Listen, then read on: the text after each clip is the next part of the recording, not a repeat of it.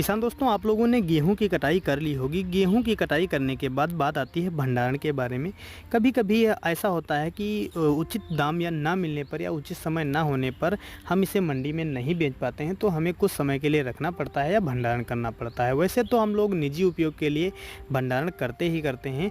तो जब भंडारण करते हैं, सबसे बड़ी समस्या आती है कि हमारे दानों में घुन लग जाता है। घुन को लगने से आप कैसे बचा सकते हैं? किन तरीकों को आप अपना करके अपनी जो दाने हैं गेहूं के, उनमें घुन ना लगने दें, इस पर आप लोगों को पूरी जानकारी देने वाले हैं। पूरा वीडियो इसी पर बेस्ड है और उसमें हमने जो जानकारी दी है उसके तरीके से आप अपने गेहूं के जो दाने हैं उनको सेफ कर सकते हैं और घर पर जितने लंबे समय तक चाहें उतने लंबे समय तक रख सकते हैं। गेहूं रखने के लिए जो आप पात्र डिसाइड कर रहे हैं, जिस बॉक्स में आप रखना चाहते हैं या बोरियों में रखना चाहते हैं, उनको साफ़ कर लें। उनमें एक दो घुन अगर दिखाई दे रहे हो तो उनको निकाल दें और दाने को आप अच्छे से सुखा लें। जिस बॉक्स में हम रखना चाहते हैं उसके नीचे हमें एक पॉलीथीन डाल देनी है या फिर उसके नीचे एक बोरी डाल देनी है। जिस प्रकार से हमने डाली उस प्रकार से डालने के बाद नीम की पत्तियां कुछ डाल लेनी है। नीम की पत्तियां आप आसानी से पेड़ से ले सकते हैं और नीम की पत्तियां ताज़ी होनी चाहिए। सूखी नीम की पत्तियां आपको नहीं डालनी है। कुछ इस प्रकार से आपको नीम की पत्तियां जो है नीचे वाले भाग में जो तली होती है, जिस बॉक्स में हम रखते हैं गेहूँ, उसकी तली में हमें कुछ इस तरह से डाल देनी है।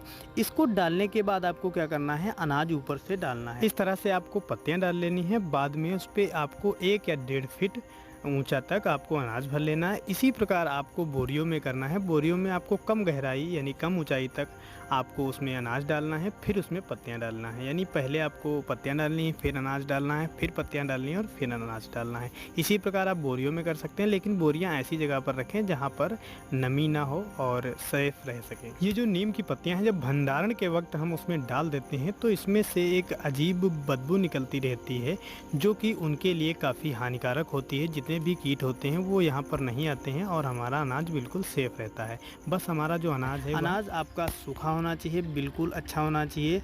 और कच्चा आपका अनाज होगा तो दिक्कत आ सकती है। बिल्कुल भरने के बाद, यानी जैसे हमने बताया 1-1.5 फीट को अनाज भरने के बाद फिर पत्तियां डालनी है, फिर पत्तियां डालने के बाद फिर अनाज भरना है। तो इस प्रकार से आप भर करके और पूरा जब अनाज से आपका जो बॉक्स है भर जाए तो ऊपर से भी पत्तियां आपको भर लेनी है। इसको आप बंद कर देंगे और आपको कुछ नहीं करना है। ऐसे ही आपका जो अनाज है बिल्कुल सेफ रहेगा।